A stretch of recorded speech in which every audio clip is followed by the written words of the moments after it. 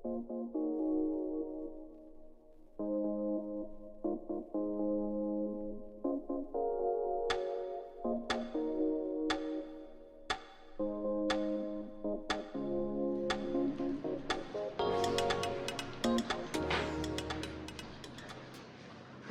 nih yang lain? Bella. Hai Felis. Apa kabar? Baik, alhamdulillah. Aku baru sampai kok. Tenang, kamu nggak telat itu. Kita berarti nungguin Ajeng ya. Oke. Hai. Hai, baru tadi diomongin. Maaf. It's okay. Gimana tadi perjalanan ke sini, Jeng? Macet. Wajar nggak sih jam segini soalnya? Macet banget seperti biasa. Tapi tetap sempat beli kopi dulu. Oh iya, aku juga sempat ke kantin dulu tadi beli jus. Menghadapi hari-hari ini. Gimana, ada yang seru nggak di kantor? Kalau di kantor aku lagi rame tentang yang namanya ESG. Kalau di kantor kalian ada nggak ESG? ESG-nya sering dibahas deh. ESG itu apa sih? Jadi ESG itu singkatan dari Environmental, Social, and Governance, atau kalau bahasa Indonesia berarti lingkungan, sosial, dan tata kelola gitu. Itu tuh sebuah konsep yang lagi memang jadi perhatian baik di Indonesia maupun di luar negeri, baik di perusahaan-perusahaan maupun NGO gitu. Karena konsep ini memperhatikan bagaimana sebuah organisasi, sebuah badan, sebuah perusahaan dapat menyeimbangkan antara keuntungan atau apapun yang mau mereka capai dengan tanggung jawab badan usaha perusahaan tersebut kepada lingkungan gitu, serta mereka juga harus memperhatikan tata kelola mereka itu sudah benar-benar baik atau belum. Itu sih. Bener, ESG itu sendiri mencakup 3 dimensi yang saling terkait setahu aku. Yang pertama tuh terkait lingkungan, kayak yang tadi Feli sampaikan. Jadi bagaimana suatu organisasi atau perusahaan memperhitungkan dampak terhadap lingkungan dan upaya untuk mengurangi dampak tersebut, seperti penggunaan energi bersih, pengurangan limbah dan emisi gas dari rumah kaca, dan konservasi sumber daya alam. Terus ada sosial, mencakup interaksi perusahaan dengan masyarakat, termasuk hak asasi manusia, kondisi kerja, diversitas, inklusivitas, keterlibatan masyarakat, dan kesehatan serta keselamatan kerja. Lengkap banget ya konsep ESG ini. Terus yang terakhir ada tata kelola.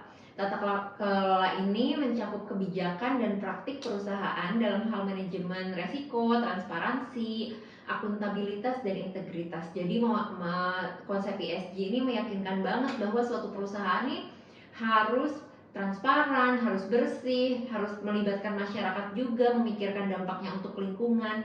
Jadi satu konsep yang kalau diimplementasikan akan sangat baik sekali untuk organisasi dan perusahaan kita. Dan kalau aku boleh cerita nih tentang sejarahnya ESG, sebenarnya ESG ini udah ada dari tahun 1800-an. Udah lama ya? Ternyata. Iya. Tapi baru ngehits di Indonesia. Itu baru banget dibahas nggak sih, baru-baru aja lah. Cuma waktu itu pelaku bisnis menggunakan pendekatan etis dan normatif. Jadi yang penting cuan, terus nanti dan itu tuh yang dilihat adalah indikator dari keberlanjutan perusahaan yang dilihat dari kinerja. Nah, tahun 1900-an baru deh mulai muncul pemberdayaan masyarakat atau community development. Di tengah adanya kemiskinan dan ketidaksetaraan yang dialami oleh masyarakat Afrika, lalu berkembang jadi program CSR, Corporate Social Responsibility, yang pertama kali terjalin antara perusahaan dan masyarakat di tahun 1970. Nah, kalau CSR itu tahu ya kita, ya kan? Kalau CSR lebih dulu terkenal sih kayaknya dibanding ESG kalau di Indonesia. Betul. Terus apa lagi? Nah, tapi akhirnya di tahun 2004 konsep ESG itu pertama kali disebutkan oleh United Nations dalam Principle Principles for Responsible Investment atau PRI report dengan judul Who Cares Wins. Jadi organisasi atau perusahaan yang peduli, mereka yang dapat memenangkan persaingan karena mereka peduli sama masyarakat, mereka bisa transparan, itu kan akan memenangkan trust, kepercayaan baik dari berbagai stakeholder termasuk investor, dan akhirnya akan berdampak untuk bisnis itu sendiri. Nah, pada tahun 2008 juga ada krisis keuangan global yang menyebabkan triple bottom line dan diharuskan untuk menyertakan tata kelola untuk membantu perusahaan sebagai salah satu pembaharuan dan kesadaran bagi perusahaan. Sehingga muncul tren perusahaan untuk meningkatkan praktik pengelolaan dengan standar etika dan standar transparansi atau good governance.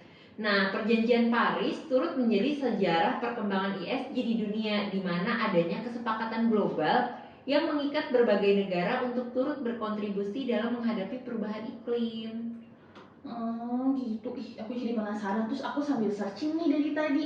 Ternyata kalau nggak salah nih aku pernah denger nih regulasi sama kebijakan dari pemerintah terkait pentingnya ESG. Antara lain ya, Undang-Undang Nomor 16 Tahun 2016 tentang pengesahan Paris Agreement. Terus ada lagi nih Perpres Nomor 59 Tahun 2017 terkait tentang pencapaian tujuan pembangunan berkelanjutan. Ada juga POJK Nomor 51 Keuangan Berkelanjutan dan Taksonomi Hijau. Terus ada juga Roadmap Transisi Energi dan RUPTL PLN. Ada juga percepatan program KBLBB atau electric vehicle. Sekarang kan lagi hit banget ya. Iya betul. Terus habis itu ada juga Undang-Undang Nomor 7 tahun 2021 dan RUU PPSK tentang carbon tax dan carbon trading. Nah, dari sini kelihatan ya kalau sebenarnya tuh pemerintah tuh udah serius yang terkait tentang penerapan ESG ini. Tapi kalau menurut kalian siapa aja sih yang seharusnya terlibat dalam penerapan si ESG ini loh? Kalau misalnya menurutku ya, penerapan ESG di perusahaan gitu, incorporate, semua harus terlibat sih, mau top manajemennya, mau pegawainya, dari level yang mungkin agak tinggi sampai yang paling dasar, itu semua harus terlibat. Mau dia bagian bisnis, mau dia bagian supporting ataupun operation, itu juga harus terlibat. Jadi dimulai dari top manajemen, mereka harus menentukan kebijakan-kebijakan yang mendukung ESG, tapi ya tetap cuan ya kalau tadi si Bella bilang gitu, untuk perusahaan tetap menguntungkan gitu. Nah, di level pegawainya itu mereka juga harus bekerja gimana caranya supaya bisa mencapai target bisnis perusahaan dengan tetap memperhatikan ESG itu. Gitu sih menurutku. Menarik sih, kayaknya di kantorku juga udah mulai deh diterapin. Kalau nggak salah tuh namanya apa ya, si Ramah deh kalau nggak salah. Jadi dia itu nerapin konsep green office, misalnya untuk lingkungan nih. Kalau misalnya untuk lingkungan itu misalnya proses digitalisasi untuk penyimpanan dokumen. Kalau nggak salah sih namanya manajemen sistem dan record management system. Kalau nggak kebalik. Sedangkan kalau untuk sosialnya sih kayak pembiayaan rumah subsidi, terus ada penyaluran dana kredit untuk UMKM atau untuk masyarakat yang berpenghasilan menengah ke bawah. Jadi kalau untuk tata kelola tuh kayaknya sih kalau nggak salah ada peraturan internal gitu, jadi terkait untuk penggunaan produk ramah lingkungan. Terus ada juga aturan terkait fasilitas pembiayaan atau kredit perumahan sesuai dengan peraturannya PUPR. Nah, kalau tentang pembangunan gedung hijau atau bangunan gedung hijau deh kalau nggak salah. Nah, penggunaan material ramah lingkungan, terus ada juga pedoman desain untuk perumahan dan penghematan energi. Sama, di kantor aku juga udah ada penerapannya. Jadi kan aku bekerja di bank. Nah, kami itu punya 3 aspek utama yang jadi concern. Yang pertama, sustainable bank. Yang kedua, sustainable operation. Dan yang ketiga ada sustainable CSR gitu. Nah, kalau yang sustainable bank, kami itu melakukan upaya-upaya terkait penyaluran pembiayaan keuangan yang berkelanjutan. Terus ada obligasi berkelanjutan juga, ada pengembangan aset produk berkelanjutan di retail seperti pembiayaan retail kredit kendaraan bermotor gitu. Terus udah gitu kendaraan bermotor yang listrik terutama ya. Terus udah gitu ada juga program kartu kredit dan kredit serbaguna mikro untuk pemasangan solar panel gitu. Selain itu kami juga mendorong peningkatan kapabilitas sumber daya manusia itu dengan mengikuti berbagai workshop, focus group discussion, atau enggak benchmark ke perusahaan lain terkait ESG ini. Nah udah gitu untuk yang kedua, bentar aku buka contekan dulu, panjang nih soalnya. Nah yang kedua ini ada yang namanya sustainable operation gitu. Kami secara aktif berusaha mengurangi emisi karbon yang berdampak pada pemanasan global gitu. Pokoknya kami berusaha ramah lingkungan melalui pengelolaan tanah, pemasangan panel surya, dan apalagi penambahan ruang hijau gitu. Terus aplikasi kami juga sudah tersedia gitu, baik untuk nasabah perorangan maupun nasabah perusahaan, itu ya membantu mengurangi kebutuhan transaksi fisik gitu. Kayak kan biasa kalau misalnya transaksi di bank kan ada nota bond kwitansi gitu kan. Nah itu sudah dikurangi. Terus kami juga sudah mulai mengeluarkan kartu e-money sih kemarin ini yang berdasarkan dari bahan daur ulang. Oke nggak tuh?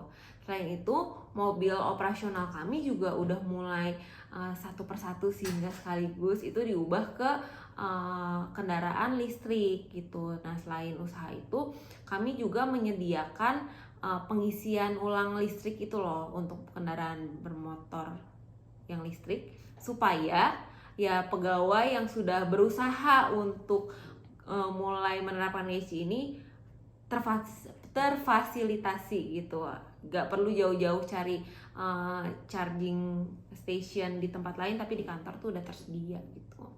Nah yang ketiga ada sustainable CSR gitu. Kami menginisiasi beberapa program tanggung jawab sosial korporasi dan program yang ditujukan untuk memperluas inklusi keuangan, seperti bantuan bagi masyarakat yang terdampak pandemi COVID-19 kemarin. Terus udah gitu kita juga berusaha meningkatkan kapasitas UMKM melalui workshop terkait digital marketing. Pokoknya apapun yang digital kami coba perkenalkan ke masyarakat, ke UMKM gitu.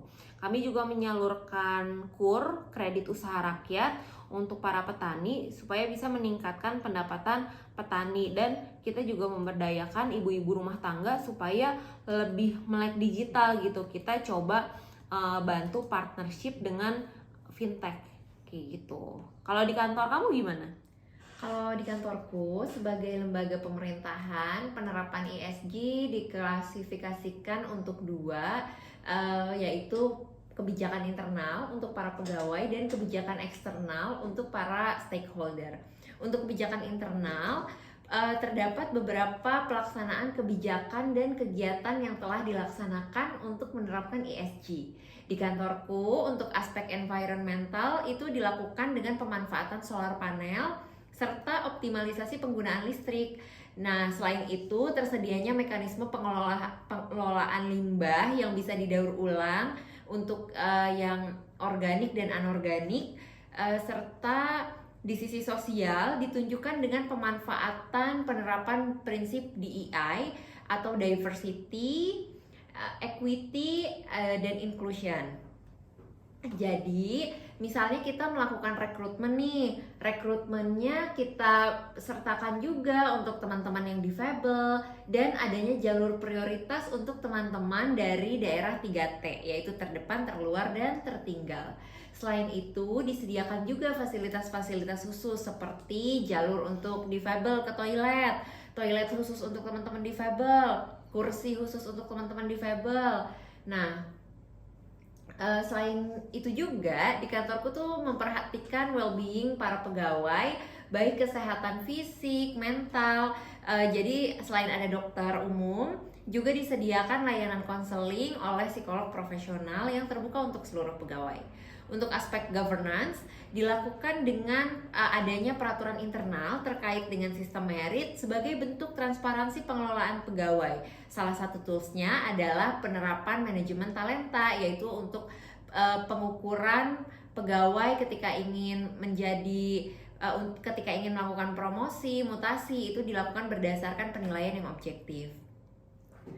Sedangkan untuk kebijakan eksternal dilakukan dengan adanya kebijakan pemindahan ibu kota ke ibu kota Nusantara.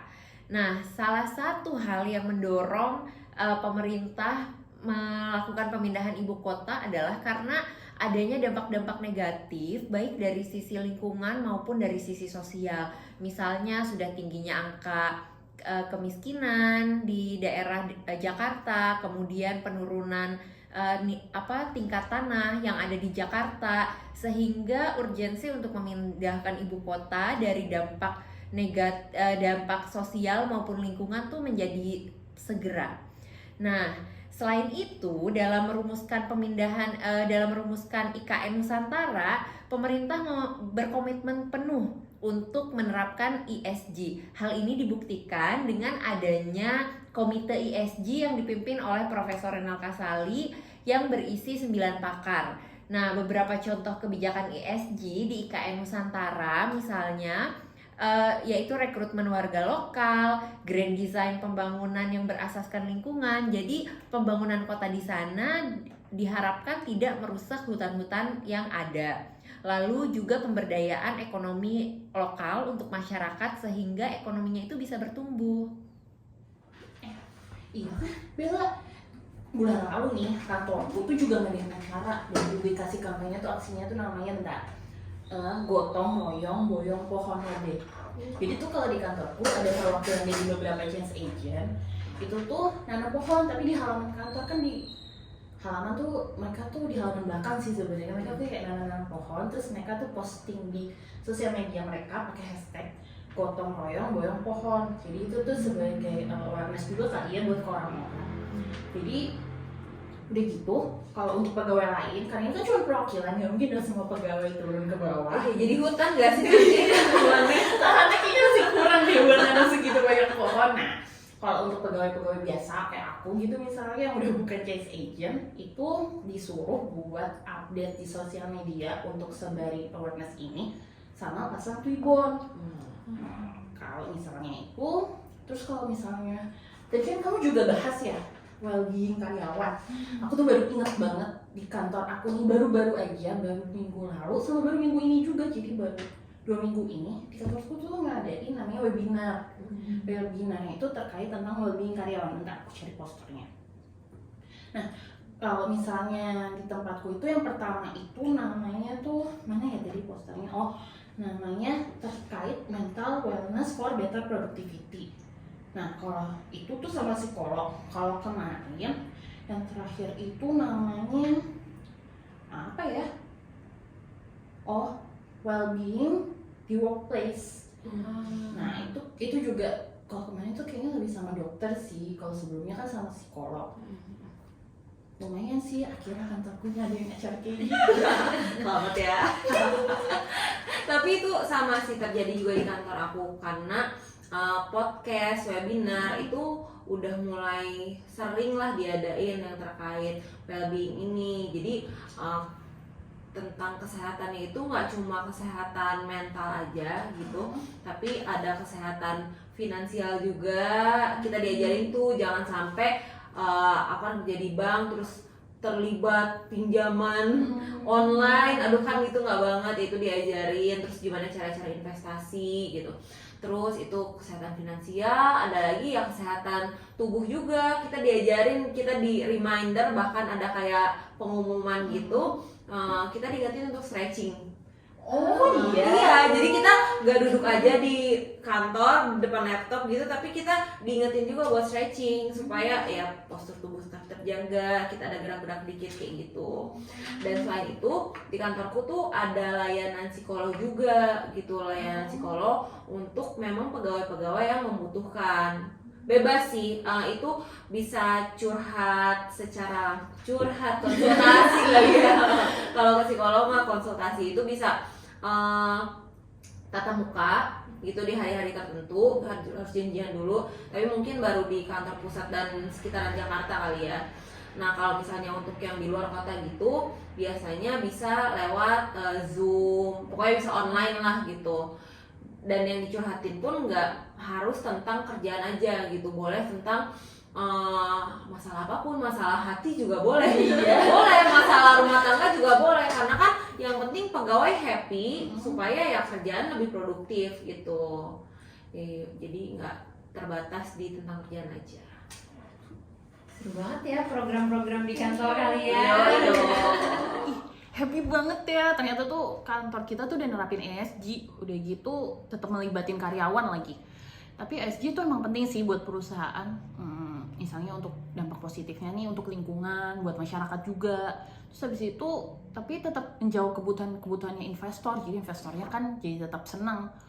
Udah gitu juga bisa ngelola resiko finansial, terus udah gitu menekan cost waste, terus tetap mencapai tujuan bisnisnya juga. Setuju, karena ESG itu bermanfaat untuk meningkatkan reputasi gitu. Kalau tadi Bella bilang meningkatkan trust, justru dengan trust itu kan berarti kita bisa punya reputasi yang lebih baik gitu. Kita juga bisa mengurangi resiko, kemudian kita bisa meningkatkan efisiensi dan produktivitas baik dari pegawai maupun dari bisnis perusahaan. Terus udah gitu kita juga bisa meningkatkan nilai perusahaan dalam jangka panjang. Sepakat banget. Coba kalau ESG nggak diterapkan, kebayang nggak sih lingkungan kerja kita akan sangat eksklusif, lalu teman-teman yang ada di sekitar kita akan seragam. Perusahaan-perusahaan juga tidak akan memperhatikan aspek dampak terhadap bisnis yang mereka laksanakan, baik dampak yang mereka berikan dari sisi sosial maupun lingkungan. Juga mungkin tidak akan terlalu memperhatikan terhadap kesejahteraan karyawannya dan keselamatan karyawannya juga. Iya sih, tapi kan tuh masih dilema tau gak sih kalau misalnya di kantorku nih, walaupun udah nerapin ESG, tapi tuh kalau menurut aku sih untuk penggunaan kertas tuh belum maksimal banget buat pengurangannya. Ya namanya juga masih proses digitalisasi kali ya, jadi masih butuh waktu lah sampai itu tuh bisa berjalan dengan baik. Kalau di tempatku tuh apa ya, misalnya tanda tangan online. Sekarang kalau misalnya untuk surat-surat dan memo-memo antar divisi atau kantor cabang itu udah pakai tanda tangan online, tanda tangan digital gitu, jadi kita nggak perlu ngeprint dan tanda tangan manual seperti biasa. Terus kalau misalnya disposisi dari atasan ke bawahan, kalau dulu di tempatku tuh masih manual banget, yang benar-benar dicoret-coret, terus disuruh nih dibaca sama bawahannya, coba dibaca dulu, terus kamu kerjain. Nah kalau sekarang sih udah langsung ya, jadi kayak langsung aplikasi gitu langsung ke bawahannya. Nah jadi atasannya nggak perlu manggil-manggil sini aku buat punya tugas buat kamu, udah nggak kayak gitu lagi sih. Terus kalau yang udah jalan apa lagi ya, paling kayak ngisi form secara online. Tapi kan sebenarnya tuh kayak masih banyak sih sebenarnya di kantorku, kayak misalnya ngeprint surat-surat itu kan untuk beberapa surat tuh tetap harus di-print. Betul. Terus kalau misal apa lagi ya, terus kalau misalnya invoice itu juga masih berbentuk printer kan, maksudnya pakai pin khusus itu, nggak yang otomatis di online juga. Terus kalau misalnya yang kecil-kecil nih, kalau di kantorku tuh masih belum bisa pakai e-money untuk parkirnya, jadi benar-benar setiap orang dapat satu tiket parkir. Kan lumayan ya, setiap hari semua kendaraan itu dapat tiket parkirnya masing-masing.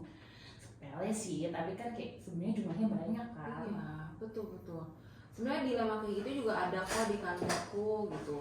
Kamu bahas tadi tentang persuratan, itu juga kantor aku belum lepas banget sih dari persuratan hard copy gitu. Jadi memang kadang-kadang masih ada yang minta di-printkan gitu, sama. Terus udah gitu kalau untuk meeting offline itu kan sekarang nih karena pandeminya udah lewat, jadi kebanyakan tuh orang pengen meeting offline lagi gitu loh, biar lebih guyup mungkin. Nah iya, itu tuh ada aja yang menyediakan minuman dalam kemasan gitu. Itu kan pasti menimbulkan sampah plastik. Terus udah gitu makanan juga, snack kan pasti ada kemasan kecil-kecilnya, plastik kecil-kecil. Atau enggak ya udah sesepele lampu deh. Lampu tuh kalau misalnya ada ruangan yang nggak terpakai, kadang ya udah lampunya tetap nyala gitu loh. Itu kan sayang banget ya. Tuh. Hal serupa sama juga sih aku alami di kantorku. Jadi saat ini kan kita sedang menggalakkan proses digitalisasi, apa-apa pakai sistem dan mengkampanyekan penggunaan kendaraan listrik. Tapi di sisi lain ada dilema yang muncul terkait dengan emisi karbon dan konsumsi terhadap batu bara kan pasti meningkat. Jadi memang selalu ada plus minus dari hal-hal yang kita upayakan, tapi menurut aku itu masih good move sih, karena setidaknya kita bergerak menuju arah yang lebih baik. Ya namanya juga kita manusia ya, berproses. Aku setuju sama Bella tadi, itu tuh memang good move gitu, tapi memang butuh waktu untuk berproses. Yang penting kitanya udah usaha gitu. Kayak aku biasanya tuh udah mulai bawa tumbler sendiri untuk mengurangi sampah air minum dalam kemasan. Terus udah gitu kalau jajan ke kantin itu aku udah usaha ya udah makan di tempat aja biar nggak perlu buang-buang bungkus makanan. Terus udah gitu ya aku juga udah usaha untuk ngajak tim kalau misalnya mereview dokumen itu ya udah pakai yang soft copy aja gitu, supaya kita nggak buang kertas untuk draft dokumen gitu ya. Mulai dari usaha kecil, yang penting mendukung si program ESG ini. Bener juga ya, yang penting mulai dari diri sendiri dulu gak sih? Tapi kita bisa mulai nih, misalnya dari ngurangin penggunaan kertas. Terus kalau misalnya kita pakai listrik tapi udah gak digunain, kan bisa kita matiin. Misalnya atau orang lain yang mempergunakan, ya kita bisa bantu matiin juga kali ya. Terus kalau misalnya tumbler, kita kan bisa bawa tumbler, udahlah hemat. Itu juga bisa ngurangin penggunaan air kemasan kan ya, kayak botol-botol kecil gitu. Sama sih, aku lebih suka meminimalisir penggunaan kertas dan perangkat digital jika tidak diperlukan. Selain lebih ramah lingkungan, juga bisa meningkatkan interaksi sosial kita dengan lingkungan. Biarin aja yang lain belum, yang penting mulai dari kitanya. Setuju. Moga-moga nih kita sebagai pegawai nih kedepannya bisa mendukung ESG in corporation kita. Amin.